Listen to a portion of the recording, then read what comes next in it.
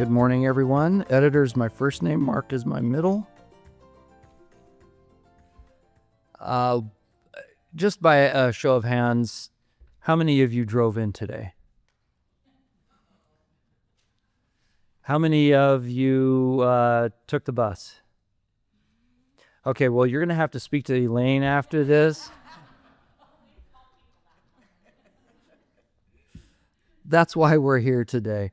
I just recently read something that said it was a survey done in 2019, and at that time, the average number of commuters coming downtown Boise was 40,000 people. Anybody who's ever had to be coming down here during drive time or going home at the end of the day knows what that's like.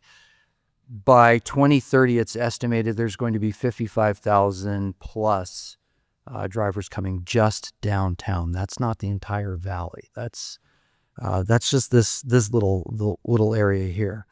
That kind of put me in mind of the growth that's going on. I've only been here 2 years. I'm still pretty much a newbie. But in just that time, I have seen more housing developments go up than I have seen anywhere that I've ever lived. The growth has been explosive. Micron alone. I was coming back from Mountain Home, and I hadn't noticed when I was going out that way the construction that was going on the north side of 84. And as I was coming back, all of a sudden there's this huge building, and I realized it was Micron. I hadn't been out there since before they had started the construction, and it just amazed me. Recently, and Mountain Home plays into this, recently I went up for a little day trip to Anderson Ranch Reservoir, and I got a little history on Mountain Home. Way back when people started settling there, there were more homes and things, from my understanding, up on the hillside, going up 20 that way. And that's why they started to name it Mountain Home. But then the railroad came in, and of course that's where all the commerce started happening, and that's where the hub was, and people started building the city up around the railroad. So that dictated the growth. And now we're starting to see, more of a population and building up around the growth that's happening here, modern day. And it's sort of shows that all throughout history, that's how this happens. So we were put in the mind of transportation and what's going to be needed, what's necessary now, and how that's going to look years and years down the road. So that's pretty fortunate that we were able to compile this panel, and actually we had a lot of interest in it, and we're happy to have it. I'm glad we have all of you out here today. It's going to be a dynamic conversation, and we do have the Q&A session after the discussion. So if you think of any questions, if it's burning, it's on your mind, please raise your hand, because we want this conversation to keep going. Our panelists today, in order of the program, I'm not going to read their entire bio to you because you have that to do. And so we have Diane Bevins, who is the Deputy Director of Projects for Ada County Highway District. We have Bree Brush, the Senior Policy Advisor for the City of Boise. We have Elaine Clegg, the CEO of Valley Regional Transit. Molly McCarty, Chief External Affairs Officer for the Idaho Transportation Department. And Senator Ali Rabi, with the district, who represents District 16, and she's the Executive Director of Jesse Tree, correct? Okay. And our moderator today, most of everybody here knows each other that's been on this panel. This was kind of a nice surprise for me when doing the pre-talks, and really got going on some of these subjects. So some of this is going to be a crossover. There's going to be a lot of interchange that you'll notice. That was not an intended pun, by the way, and I usually intend my puns. But our moderator today also has ties to folks up here. Justin Fredine, who is the business and real estate attorney for Holly Troxel. Justin.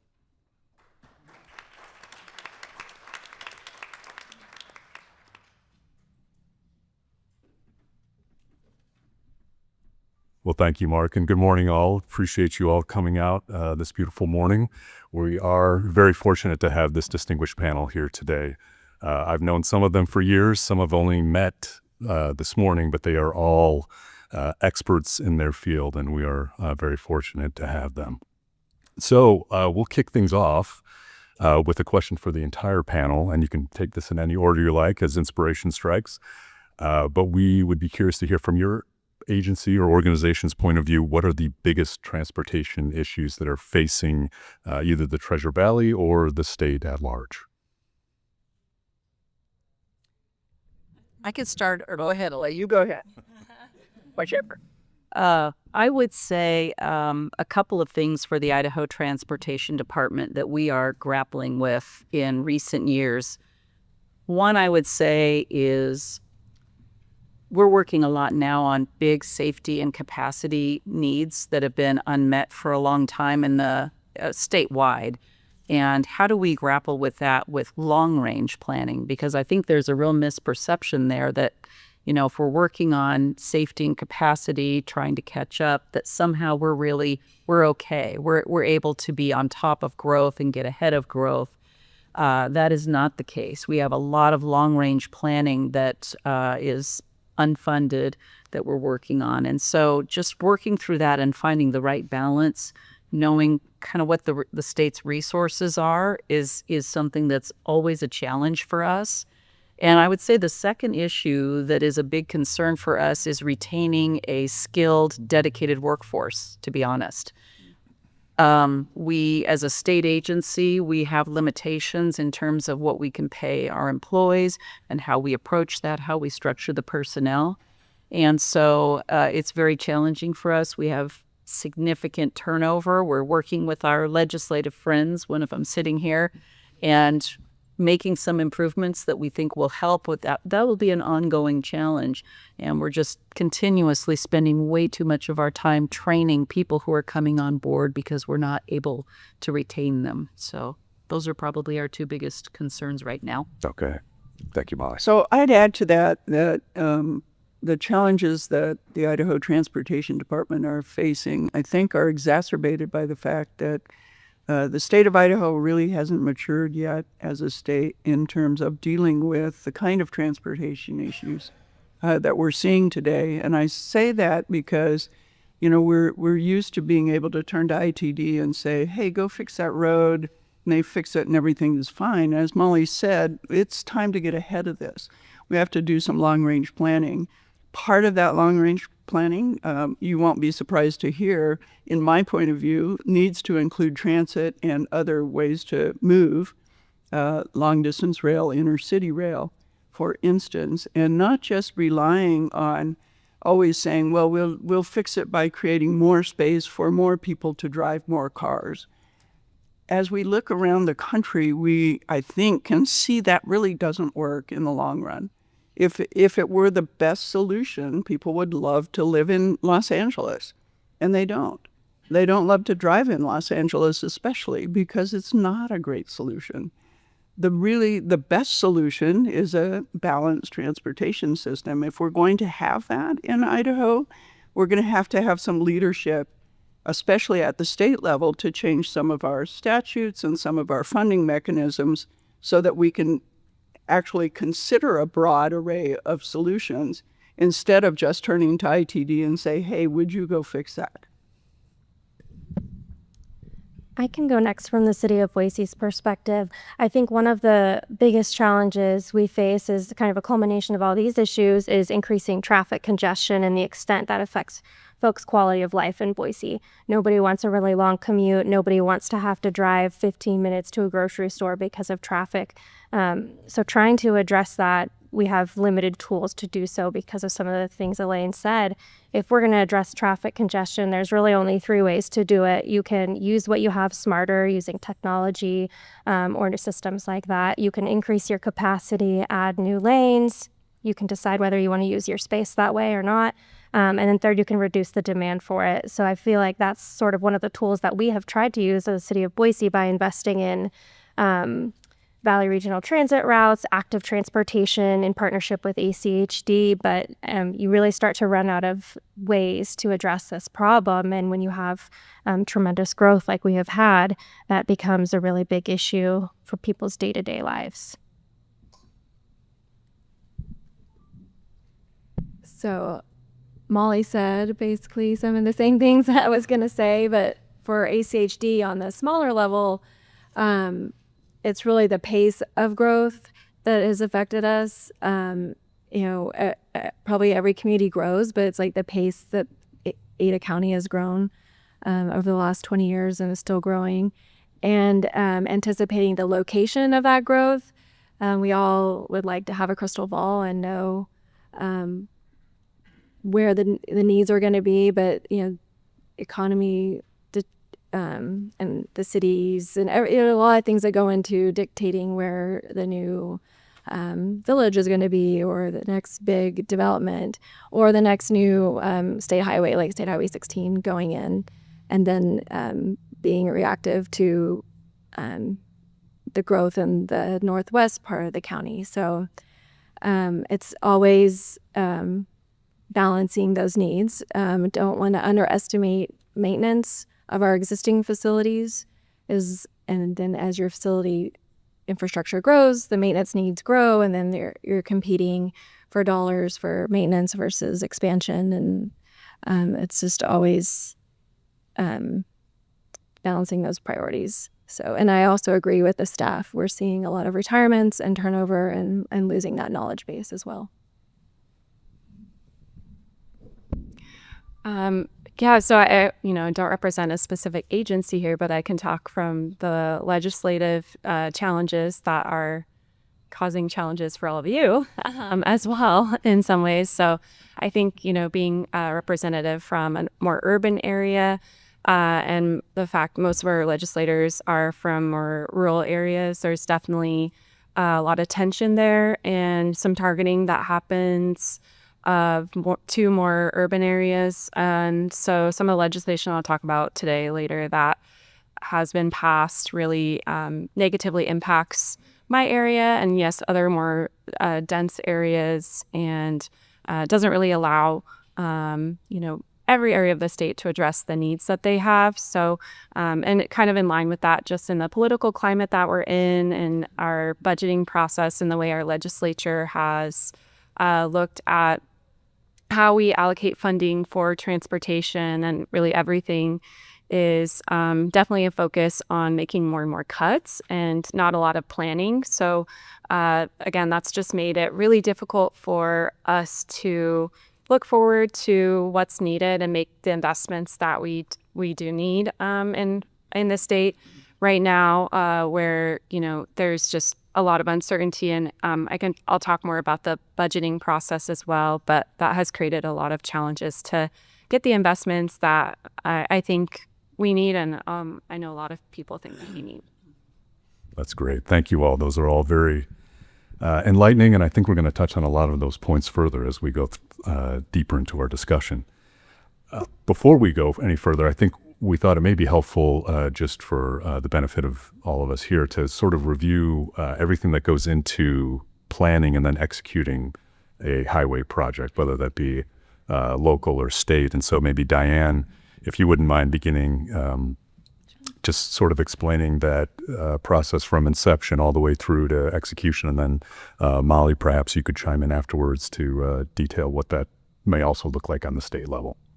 I appreciate being able to answer this because I think from the users of the system, the general public, you probably think it takes longer than it should. But there's usually reasons behind that.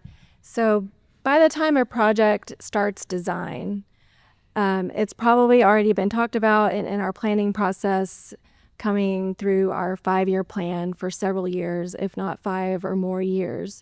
So there's still even years of planning and effort that go into getting a project into design, and that can vary depending on what the project is and the funding sources. And then once a project is ready to start design, that can take 12 to 24 months. And there's a lot that goes into that. At least my question here says be brief. So if you want to know more details please ask at the end. I'm happy to provide more details. But there's a process with design, and then we almost every single project, especially our like 2 to 5 lane widening projects, we have to acquire right of way. And that's a very difficult process, as you can imagine. We're buying land from people that's not for sale. So, and it takes a special person to do those negotiations. And that can also take 12 to 18 to 24 months, depending on how many parcels and the complexity. And then we get to construction, and we are seeing construction take 12 to 18 months as well. And there's a lot that goes before we can even like start building their project. There's a lot that goes into a construction coordination, mostly with the utility companies. It's probably one of those things that's really unseen, that Idaho Power, all your water, your sewer, your Intermountain Gas, your fiber companies, they're set in the 2-lane road as well. And so now we're widening out, and they all have to move with the road, and all that work has to happen before the construction project is happening. It really impacts the schedule. So at the fastest we can get a project done once it's in our hands for design is 3 years, but it's really probably more at the 5-year range. And even before that, it's been requested and planned probably for several years before that as well. I think the thing I want to add to what Diane said is the funding piece. The other thing that you just from a very high level, any transportation organization needs to plan and figure out how to do all these things Diane talked about. You need to know what your funding is. You need to know that it's consistent and you can expect it to come year after year. This is a message that we like to give both at the federal level and at the state level. Until recently, it hasn't been an issue at the state level. It definitely has been at the federal level. They'll do grants. There will be this opportunity that comes with very limited notice. Do you apply for it? Do you know if you have, the qualifications? And then all of a sudden, oh, we didn't think we'd get this grant. Now we do. All those types of things are more difficult to do than if here's the formula. Funding's coming in year after year. We know what's expected. At the state level, a huge change that was made recently that might be good background information from some of you is, we used to just rely on user fees in Idaho, and it was a really contentious issue with our legislature. And what we found is several years ago, just because we're very fortunate to have a great economy in this state, the funds were coming in at a higher level. And at that point, there was enough surplus that the decision was made that this is appropriate for government to be using general funds in addition to user fees to fund transportation. So we have I shouldn't call it ongoing funds because it really isn't, but it was intended to be ongoing funds for a lot of these big investments that you've been seeing over the last several years. They're general funds. They need to go through the Joint Finance and Appropriation Committee of the legislature each year. They approve of that. It has to be approved by the entire legislature. And so we're looking at this going, well, that's great. You never want to turn down funding, obviously. However, how is this going to work, with competing interests and challenges that the legislature deals with? This last year, there was a reduction, the first reduction from what the proposal was to be ongoing, and it was reduced from a little bit over $300 million to $275 million for the year. And those funds are split. 60% goes to the state system, 40% goes to local jurisdictions. So that's a warning sign that the realities happen. And so what's going to happen moving forward? It seems like maybe it's a small decrease, but when you look over a 5 to 7 year plan, as we do, trying to plan, all of a sudden you just lost $100 million. What do you start cutting? So those are some of the challenges that we need. That's great. Thank you both. That's very helpful. Yeah, Bree, please. I might add in just to piggyback on what Molly and Diane described about executing a highway and roadway project. You also have development that comes in, and then your best laid plans can go out the window because then they have to upgrade the utilities or they have to move things around to accommodate their development. They are building their own sidewalks and doing their own infrastructure and still adding to the system. So it sort of puts a lot of pressure on the work that these two agencies do. It does. Thank you. Very much a moving target, which of course adds a level of difficulty to everything they do. Senator Robbie, we were just speaking a bit about specifically about funding, so maybe you could address what, as you see them, the main goals of the State Senate Transportations Committee right now, and perhaps even broader than funding itself, some of the issues. And as you've alluded to, those are some contentious topics right now, so feel free to address that from your personal view as well as what you see as the committee at large. Sure. So the Transportation Committee is not an interim committee, so we only meet during the session. And so the goals of the committee are really set by the chair and vice chair. And we kind of try to communicate throughout the session so we're all apprised of what's going on. And I know Department of Transportation as well as communicating with them. But ultimately, the transportation budget comes from the governor's office. And they work, his office works closely with the department to set that budget at the state of the state and then goes through the process from there. So, and our committee just kind of is not actually really involved in the budgeting process as much as more the policy side. The budget goes through JFAC, and just a little more detail with what Molly was saying.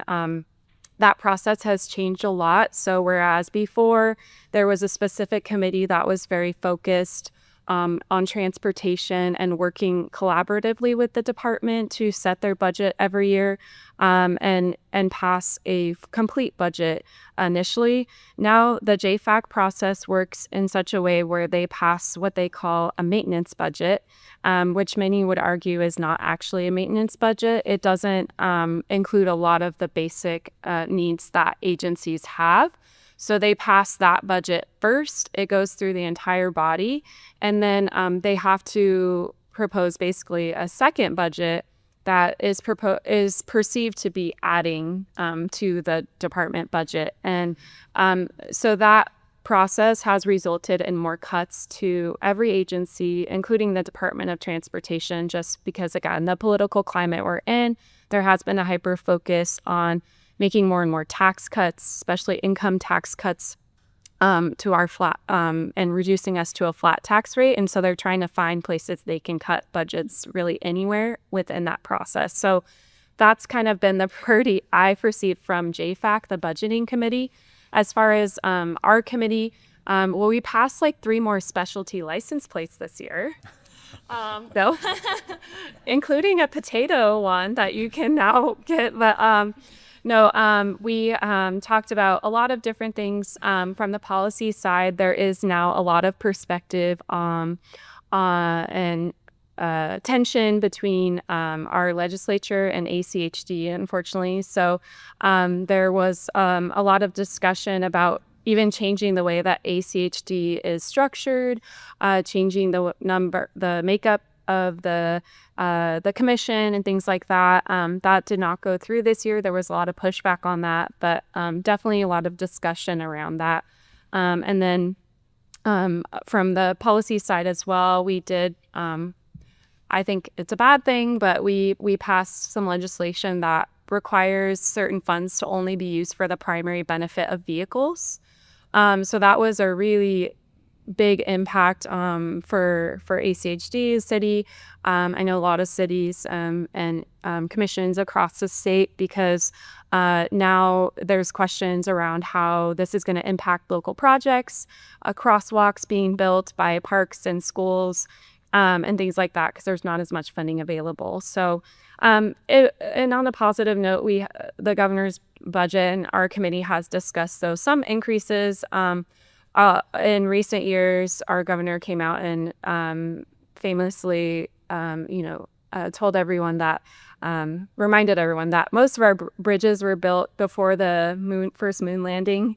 And so we were able to use, a couple years ago, a lot of federal funds to to build and rebuild some of those bridges and some of our highways. So we did make some more investments there and did also make some increases to our TechM funds. So there have been some increases, not in the last year, but over the last few years that have helped address some of the needs that we have. I don't think personally to the extent that we need, but at least to some level. Well, that's great. Thank you very much, Senator. That's really helpful. Maybe continuing a bit with the theme of positivity, Bree, if you wouldn't mind if we turn to you, if you would take a few minutes, could you maybe highlight some areas where you feel like we have seen success in the city of Boise, especially dealing with potentially, population density issues? Sure. I think talking before a little bit about the investments that have been made in Valley Regional Transit and then our active transportation network with ACHD, that's not to be ignored. It's really exciting to have 3 bus routes that are at 15-minute frequencies. It means that we can prioritize growth and development and density to be in those areas where there is already really high quality service and amenities available for people. And the same with active transportation, being able to give people a safe and comfortable option if they want to ride their bike. It also alleviates the traffic congestion for others. If you can get a few people in the bike lane, they're not in the travel lane with you. So I think that has been a big success, and its reward shows in national recognition for how bike friendly the city is, and we're known for that, and we're really proud of that. And then finally, I'd say our updated zoning code being one that prioritizes density where it makes sense on these transit corridors, in these areas where we have the infrastructure to support it, instead of favoring a more sprawling environment where water and transit may not exist. Thank you. Well, Lane, you just got a bit of a shout out there, so maybe we'll move to you. Obviously, we're seeing a lot of development in not only Ada County, but also Canyon County, which is also served by Valley Regional Transit, both on the residential side as well as the commercial side. So we spoke a bit earlier of moving targets. Certainly that's a factor that VRT has to deal with. How do you foresee VRT expanding to serve as this growth footprint increases? Well, thank you. It's a great question. Right now, we're really not able to expand as growth happens. There's a perception out there that, the area grew, there's more people, there's more taxes. Certainly you got more of that. What are you going to do to serve those people? Well, we don't get more of that. Molly said it's really important for a transportation agency to know how much funding they have every year and that it's going to be there year after year. Valley Regional Transit is dependent on 18 annual budgets of 18 different partners. And we don't know from year to year which of those partners are going to step up or not. Thankfully, the city of Boise was able to reach a long-term agreement with us that sort of sets the floor for what they're willing to contribute to us. We're only able to accept voluntary contributions. We don't have a tax source. We don't have dedicated funding of any kind other than our federal formula funds, which certainly are very important. It leaves us in a really tough situation in terms of how to respond to growth as it happens. We look around the region, we see a place like Spokane, which is very much like us, and frankly is a place that we could model a system after. They move 10 million people a year. We move 1 million. What would happen if 9 million cars were not on the road every year? How would that impact the decisions that ACHD and ITD need to make? It would, but we have no way to get to that 9 million number unless we're able to get some kind of a dedicated source of funding that comes year after year. Molly mentioned at this point, I'll call it the myth that driving is paid with user fees. It really never was, even in the day when gas taxes paid for state and federal expenditures on roadways, state highways, and the interstate system. 80% of the system is local. And Diane will tell you much of their money comes from property taxes. And so the system never really was user fee supported, partly, but not fully. And so, but we live with this myth that if you're a transportation agency, you should somehow be able to pay for your services with user fees. So we're in that position. Transit is not going to pay for itself, except if you look at the economic impact. There's a 3-to-1 ROI on transit investments. For every dollar we invest, $3 get created in the economy in our communities. So our job, if we're going to grow with growth, is to figure out a way to create that steady, reliable, can be planned for funding source that we can respond to growth as it comes rather than trying to patch together a system as we go. I will say, in addition, you have to do an all of the above strategy. And right now we're working with some residential developments, some of our institutions, some of our big businesses on a new program that we're calling the Commercial, Institutional, and Residential Contribution Program, where we're asking them to help pay for services. And a few of them are beginning to step up. So if we end up without legislation that will help us create a dedicated funding source, we're still moving forward to see what are the other ways that we can provide some funding that responds to the growth that we're seeing. I would just add to that what Elaine just said is amplified by being in a rural state. We've got a large geographic area, and we're trying to get people where they need to go in a large area with a relatively low population. She's right, those user fees are never going to, you just couldn't get there. Try to compare that to like Rhode Island or something. You've got all this large amount of people in a small state. It's completely different for them. Mm-hmm. Oh, thank you both. Diane, Elaine mentioned growing with growth, and obviously that's a challenge that ACHD faces on a daily basis.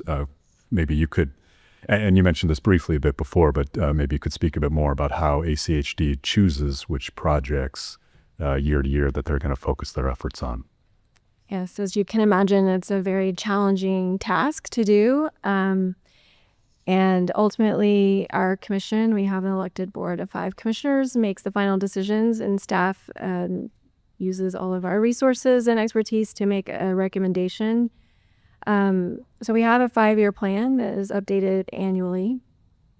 And through that process, we look at several plans that we have that feed into that, our ultimate 5-year plan.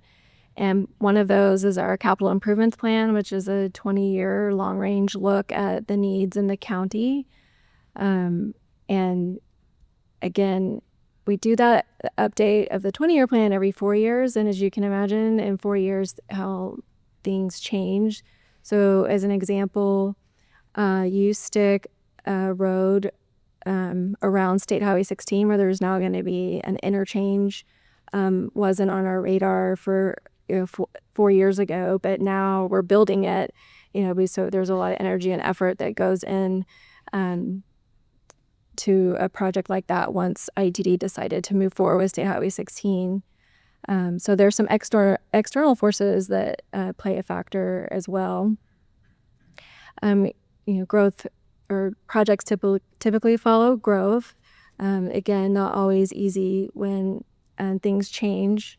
And as I mentioned, how long it takes to get a project built. And if that's 3 to 5 years, then sometimes you're 3 to 5 years behind on that. We do have a prioritization methodology. It is on our website if you're interested in looking. And it's part of our 5-year plan process. We do a lot of outreach and coordination with our partner agencies. And obviously, we're unique and operating all the roads in all the 6 cities in the county.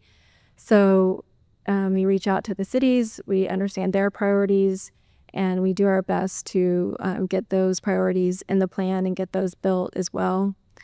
And sometimes we know there's a need and a high priority, but there's a really high price tag or very complex issues around right-of-way or design challenges. So that can be a complicating factor of, being able to build a project that we know is a high priority. So as you can see, there's a lot of juggling, a lot of balancing. And as everyone's mentioned, funding is limited. So every year it's trying to build what we can with the resources that we have. And it always feels like there's more needs then funding is available. Thank you, Diane. Molly, maybe you could piggyback on that and address the major projects that ITD is focusing on now, whether it's more locally or statewide as well. I really do want to emphasize this is such an exciting time to be involved in transportation in Idaho. What we are experiencing right now is truly historic in terms of what is being accomplished compared to what we've done in the past. So it truly is exciting. A lot of amazing things are happening. I hope you've been able to see what's happening around you. Actually, our board is going to be voting this morning on a staff proposal that is the result of House Bill 25, which was passed by the legislature just this last session. So in 2021, I believe, is when we got a big infusion of funding for safety and capacity. And the bonding capability had been there, but it was really funded in 2021 when the legislature stepped up and, of course, the governor. And so we've been working on basically 13 corridors throughout the state that our board identified once we saw those investments from the legislature. 5 of those are in the Treasure Valley. And so I'm going to call them, I like to call it TECM 1, if you don't mind, and TECM 2, because TECM 2 is what was just approved by the legislature this last session. So with the previous one, we were able to do well over $1 billion worth of capacity needs around the state. So we are working right now on I-84 in the Caldwell area. I don't want to get too caught up in the history, but for those of you who recall the Garvey program, which was a big initiative from Governor Kempthorne, we were able to do some very needed projects as well. But as always happens, the funding goes quickly. So we did do a lot of enhancements in the Treasure Valley with Garvey. So now with this infusion in 2021, we're able to work on I-84 in the Canyon County area, which was in significant need. We also are building Highway 16. So in the Garvey program, we were able to build Highway 16 from State Highway 44 to Chinden. We're now building this all the way down to the interstate, which really, to get the benefit of this corridor, you need it to go all the way down to the interstate and connect there. So, Highway 16 will essentially be our only north-south corridor as an alternative to Eagle Road, which is really become extremely urban. And yeah, you don't need me to continue on that one. Chinden, US 2026. I hope you've noticed some incredible improvements on Chinden, US 2026 between Boise and Caldwell, and Highway 55 in the Canyon County area. We are also working on that. And what am I leaving out? So we will continue to work on these corridors because we are not finished. We've done good work, but as I'm sure most of you know, we still have more work to do in those corridors. And then we're hoping to add in Highway 44 with this TECM 2. We really haven't been able to get to Highway 44. It's a crucial, as you all know, it's a crucial east-west corridor, and it's just going to get more and more problematic. And so we're hoping to at least be able to, with this TECM 2, get to work on some capacity improvements in the area of Star, where we're able to get to that. But a lot more is needed there. So it's very exciting. I want to be very positive because we would be remiss if we weren't. However, we also need to be very clear that, much more is needed and the funding is not there for the other improvements. It takes all, including what Elaine talked about. So there's so many different pieces. We still do have a lot of work to do, I believe. That's great. Thank you. And maybe we'll run just a bit more with that theme of positivity, hopefully. One of the themes I think that's already emerged in this discussion is the importance of collaboration, whether that's with other agencies or government entities or with the private sector, business or nonprofits. So maybe I'll open this one up to the entire panel. And again, you can chime in as you'd like. If you could talk about the successes or maybe the strategies that your organization employs in seeking out that collaboration. Valley Regional Transit would not exist without collaboration.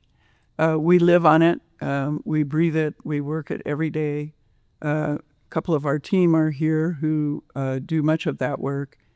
I mentioned those funding partners. With those funding partners, every year we do an analysis of the services in their particular locale, what they gained from them, how many riders rode them, we're hoping in the future to add what the economic impact of those is.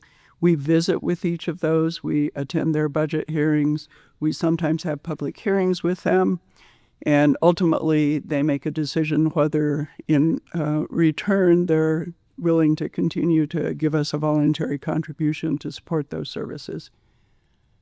In addition, our outreach team and our executive management team have multiple meetings every month with other various partners. We have a service called Beyond Access, which serves older adults and persons with disabilities.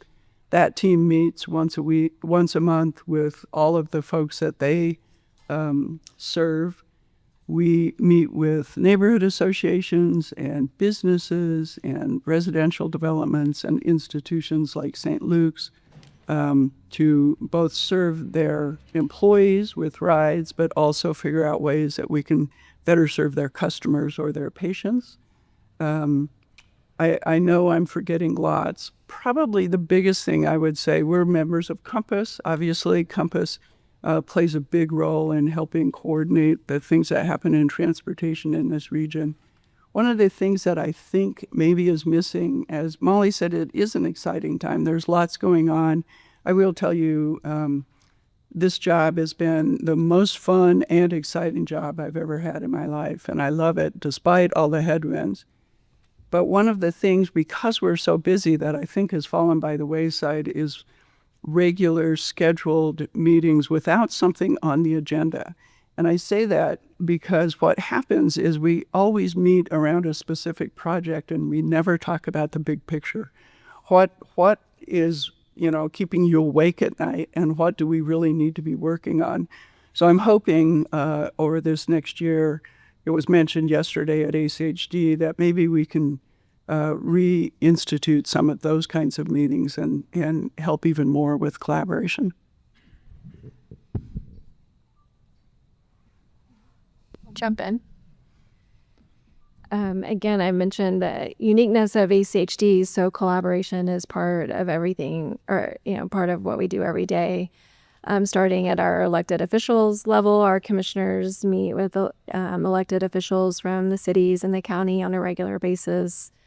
At the staff level, we're collaborating with the cities with regular meetings, as well as the cities participate on our project team. So, we're starting at the higher levels of planning and the big, longer term picture, but then the cities also sit on our project teams and getting down into the details of the design, because we are designing projects inside their cities and their city limits and want their goals to be fulfilled as part of the project as well. So